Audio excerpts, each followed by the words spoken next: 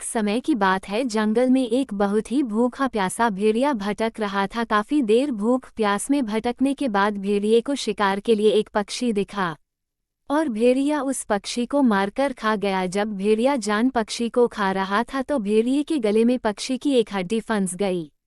अत्यधिक प्रयास करने के उपरांत भी भेड़िए के कंठ से हड्डी निकलने का नाम नहीं ले रही थी।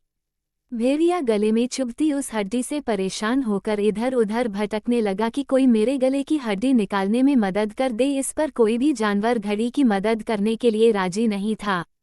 काफी देर तक जब भेड़िया जंगल में भटका तो भेड़ियों को एक सहारा मिला। उसने सारी समस्या उस सारस को बताए। उसके बाद उस सारस ने कहा कि भेड़िया भाई, मैं तुम्हारी मदद करूं तो तुम मुझे क्या दोगे? जिस पर भेड़िए ने उत्तर देते हुए कहा, अगर तुम मेरी हड्डी निकालने में मदद करते हो तो मैं तुम्हें एक बेशकीमती इनाम दूंगा।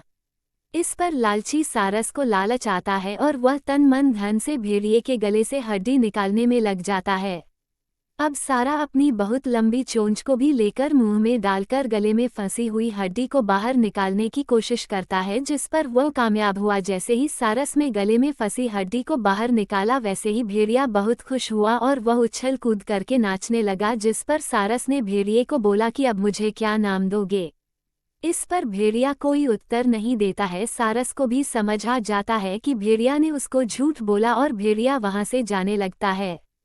उतने में ही बढ़िया बोलता है कि सारस, तुमने मेरे मुंह में अपनी गर्दन डाली, उसके बावजूद भी तुम सही सलामत बचे, यही तुम्हारा इनाम है। ये सुनकर सारस बहुत दुखी होता है। सीख हमको और आप सबको स्वार्थी लोगों का साथ नहीं देना चाहिए। जीवन में हमेशा स्वार्थी तत्वों से सावधान रहें।